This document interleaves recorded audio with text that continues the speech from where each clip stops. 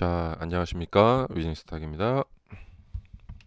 자, 어제 주가 보겠습니다. 장중 내내 상승을 잘 했고요. 그 다음에 애프터에서 그 애플의 실적이 발표가 됐어요. 애플 실적이 미스가 나면서 에, 실적 미스라기보다도 실적은 뭐 예상치 뭐 어느 정도 부합. 그런데 이제 다음 4분기 가이던스가 좀 비관적이다. 그래서 그 쭉 빠지게 됐습니다. 덩달아서 테슬라도 같이 빠지게 됐고 엔비디아도 이렇게. 그다음에 자 메타는 장 전에 그냥 빠져가지고 이렇게 안 빠졌고요. AMD도 같이 빠졌고 구글도 장 전에 빠져가지고 이렇게 됐고. 네. 요즘 MS 주가가 정말 좋아요. MS도 장 초반에 먼저 조정을 받아서, 그러니까 지금 이걸 보면은 그 수급에 의한 모습이 보이죠. 예. 그러니까 어떤 뉴스에 따라서 일률적으로 다 빠지는 게 아니고, 수급적으로 먼저 빠졌던 주식들은 빠지지 않고, 예, 급등했던 주식들은 좀 빠지고 같이 빠지고, 예, 이런 모습을 보여주고 있습니다. 예. 그러니까 일률적이지 않다는 모습이 좋은 거죠. 수급에 의해서. 예. 자, 많이 올라간 주식들은 이제 이익 실현을 하고자 하는 욕구가 생기기 때문에 어, 그거에 의해서 이제 하락을 하고요. 자, 애플 이제 실적 쇼크, 가이던스 쇼크에 대한 반응은 오늘 저녁에 이제 어떻게 나타날지 좀 봐야 될 것 같은데, 에, 뭐 그렇게 크지는 않을 것 같습니다. 예. 저번에 이제 구글이나 그런 종목들처럼 쇼크 한번 받았는데 다시 이렇게 이제 회복을 하는데, 애플은 그래도 뭐 구글처럼 쇼크 나지는 않을 것 같다는 생각이 들고요. 그리고 이제 실적 발표 내용상 모습을 보면은 일단은 아이폰 판매가 이제 어느 정도 됐다. 예. 그러니까 지금 뭐 다음 분기 전망이 좀 안 좋을 뿐이지, 무슨 이렇게 판매가 막 이렇게 줄어들고 하는 막 그런 그 판매에 대한 위기감이 있는 건 아닙니다. 그래서 아마 금방 회복이 될 것 같고. 자, 테슬라는 이렇게 보면 아무것도 아니지만 사실 좀 문제가 있는 게, 그러니까 주가가 굉장히 너무 변동성이 커요. 그 말은 뭐냐면 안정적인 주식이 아니라라는 거예요. 자, 이게 뭐냐면 어제 시가부터 이제 보셨다시피 굉장히 많이 올라갔습니다. 굉장히 많이 올라갔는데 단 시간 내에, 그것도 애프터 마켓에서 거의 상승분을 다 반납을 했어요. 예, 이거는 좀 문제가 있다는 거죠. 예, 그래서 이렇게 변동성이 크다라는 점 항상 염두에 두시면서 그 보시기 바라고. 어, 지금이 이제 어떤 장기적인 랠리가 11월, 12월 이렇게 산타 랠리의 시작인가 생각해 봤을 때 조금 아직은 좀 조심스럽습니다. 예. 이게 왜 그러냐면 여전히 이렇게 고점은 내려가 있고 저점도 내려가 있는 상태에서의 그냥 리바운딩이거든요. 그러니까 이 8월, 9월의 상승도 이게 이제 장기적인 상승의 랠리의 시작인가, 그러니까 이게 랠리의 시작인가, 고점을 뚫으면서 조금 그때 자신이 없었거든요. 근데 지금도 어 이게 참 좀 슬픈 감정인데, 이 낮은 가격대에서 랠리의 시작인 것을 미리 알아챌 수 있다면 좋겠지만 참 그게 쉽지가 않아요. 예. 그러니까 이런데 제가 이제 자꾸 이제 4월, 5월 여기를 항상 말씀드리는데 여기도 이제 이 하락 채널에 있었단 말이에요. 이렇게 여기서 이렇게 빠질 수도 있었어요. 그래서 지금은 근데 이게 변동폭이 훨씬 더 크죠. 예. 이게 이 사이클이 훨씬 커서 이게 쉽지가 않습니다. 그래서 훨씬 더 비싸진 가격으로 가서 확인을 할 수밖에 없어요. 그러면 이제 비싸진 가격을 살 수밖에 없죠. 어쨌든 지금 200달러에서 사신 분들은 주가가 잘 올라가게 된다면 400달러 정도 가면은 100% 정도 수익이 나겠죠. 제가 늘 그런 얘기 많이 말씀드리는데 여기서도 지금 150달러에 사신 분들은 300달러 정도 가면은 100% 정도 수익이 나실 거예요. 100달러에서 사신 분들은 200달러 정도 가면은 100% 정도 수익이 나실 거예요. 이런 말씀 많이 드리는데 지금도 그렇습니다. 이제 200달러 사신 분들은 올라가서 400달러 가면은 100% 정도 수익이 나시겠죠. 자, 그동안 계속해서 이제 상승폭이 한 100% 정도 상승폭을 계속 보여줬던 테슬라였습니다. 그리고 아직은 이렇게 하락 채널 속에 있기 때문에 아직은 좀 조심스럽다. 그래서 지금 뭐 어떤 기대 반, 좀 조심스러운 생각 반, 이제 그렇게 보고 있습니다. 아마 이렇게 해서 여기까지 올라오더라도 그럴 것 같아요. 뭐 여기 이 정도까지 올라오더라도 와, 저기를 넘어갈 수 있을까? 거대한 두 개의 산맥이 있는데 여기를 지나갈 수 있을까? 아마 큰 호재가 여기서는 포드가 그때 어, 이제 NACA 충전 네트워크에 들어온다라는 것이 이제 나왔었는데 아마 여기 지나가는 과정에서는 아마 큰 호재가 좀 있어야 되지 않을까 생각이 들어요. 그 중에 하나 이제 연상시킬 수 있는 게 뭐냐면 오늘 뉴스가 하나 있었는데 이 스타링크 상장 가능성이 열렸나? 이런 뉴스가 있었어요. 그러니까 이런 식으로 좀 이제 어떤 생각지도 못했던 이제 큰 호재. 테슬라하고 이제 직접적인 상관은 없지만 그래도 시장에서는 좋게 볼 거예요. 스타링크가 상장이 되면 굉장히 이제 큰 자금을 이렇게 끌어들일 수가 있죠. 머스크가. 그러면 테슬라 주식도 안 팔고 또 X 저기 트위터 자금도 유용할 수 있고 그래서 여기 스페이스X의 이제 지금 CEO가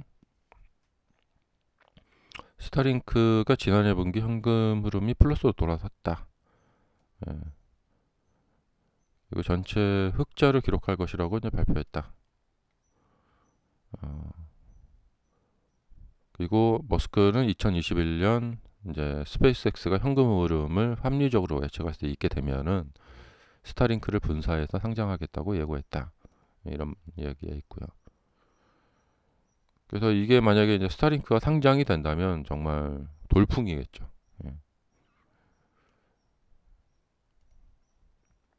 자, 이건 일단 뇌피셜이고요. 근데 이제 그 항상 이제 블랙스완이라고 하죠. 이제 숨겨진 악재, 또 숨겨진 호재도 있어요.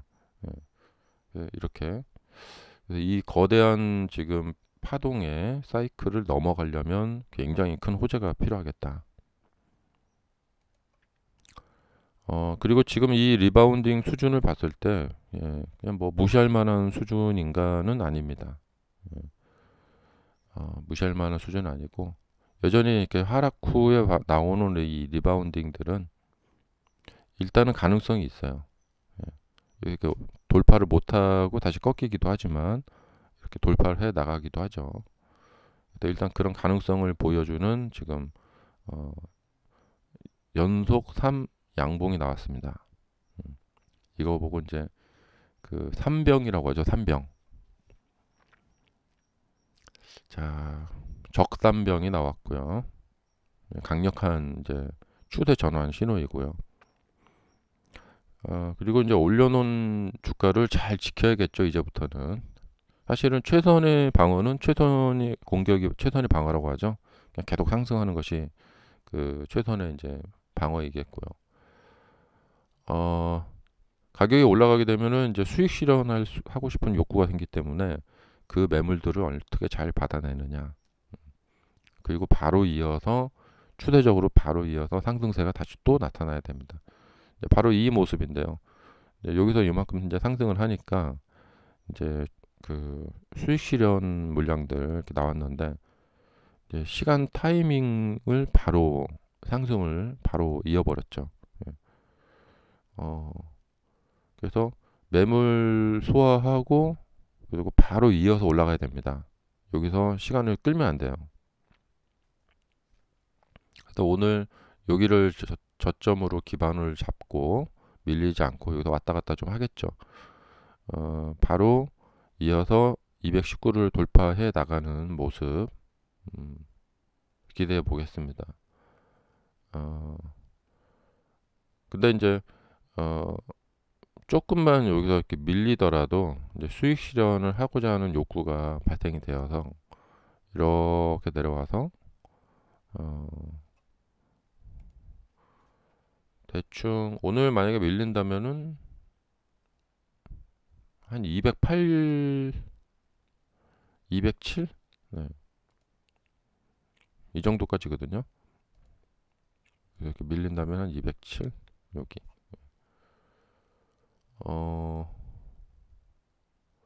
그러면은 어떻게 되느냐? 207까지 밀려버리게 되면 요 라인이 깨져버리게 됩니다. 이렇게. 그래서 이제 위험하죠. 근데 요거를 지켜내고 이렇게 간다. 그러면은 230까지 열려 있습니다. 하루에 230까지 갈지는 모르겠어요. 하루에 230까지 갈지는 좀 모르겠고 그래서 오늘 지금 가능성을 봤을 때 일단 이제 읽다가 이제 5시쯤 이제 봐야 되겠지만 그때 선물 시장을 좀 봐야 될 것 같아요. 그때 선물 시장이 이제 플러스냐 마이너스냐, 애플의 실적 발표 여파가 어떻게 되는지 좀 봐야 될 것 같아요. 근데 차트상 모습을 봤을 때는 애프터에서 반등도 좋았고요. 이렇게 되면은 아마 여기를 좀 지켜내지 않을까 생각이 듭니다. 자, 그리고 오늘 10년물 국제금리 하방 지지를 받더라고요. 네. 역시 이제 급락을 하니까 하방 지지를 좀 받고 좀 반등할 수도 있겠죠. 하나 좀 특이한 것은 지금 외환 시장에서 환율이 좀 많이 빠졌습니다. 1350원대 이상에서 계속 이제 유지가 되다가 네, 보이시죠? 그래도 여기서 상당히 긴 기간 동안 지금 거의 9월 9월 한 25일부터 1340원 이상에서 이렇게 왔다 갔다 몇 달 동안 좀 왔다 갔다 하다가 요 라인이 지금 깨져 버렸습니다. 그래서 1333원까지 내려왔습니다. 그러니까 원화가 강세가 되고 달러가 약세가 된다는 거죠. 그것은 뭐냐면 근데 원래 이렇게 된 경우에는 미국 달러 지수가 내려와야 되거든요. 근데 달러 지수가 올라갔어요.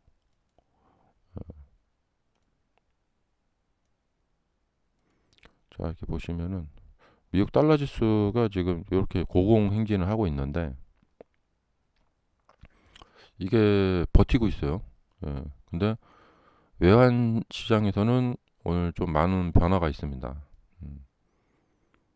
달러가 계속 다 약세를 보이고 있고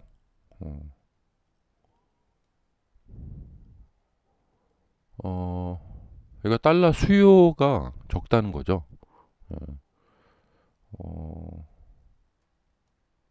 그래서 이런 변화가 좀 보인다.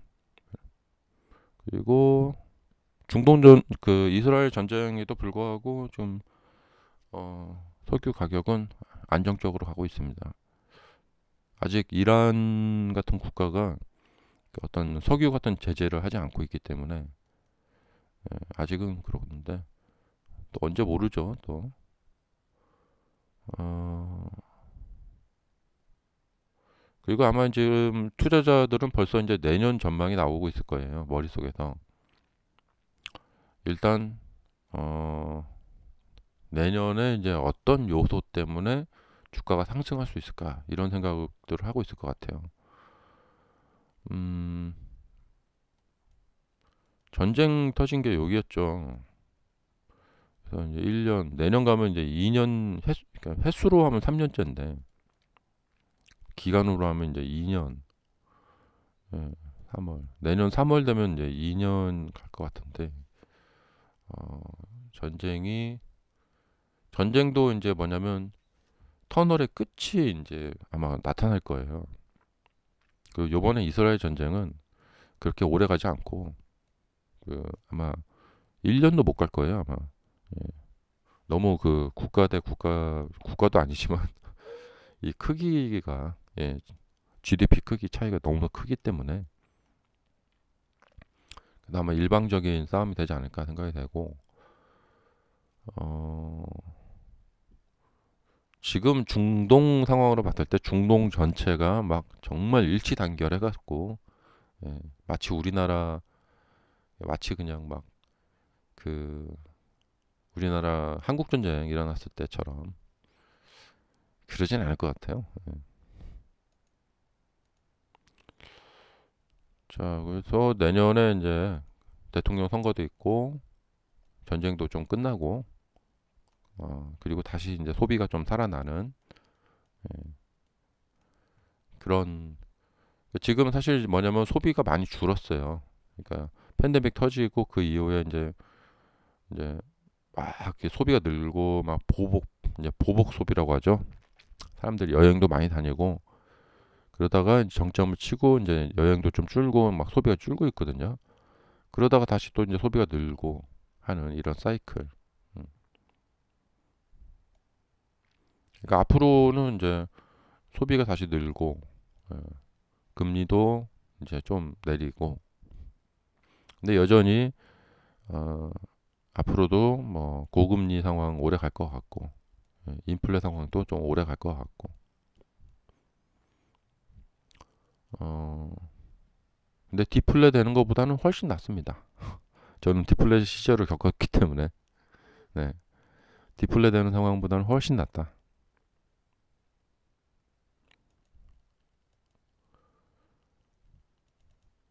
자, 그러면 이번 영상은 여기까지 하겠습니다. 감사합니다.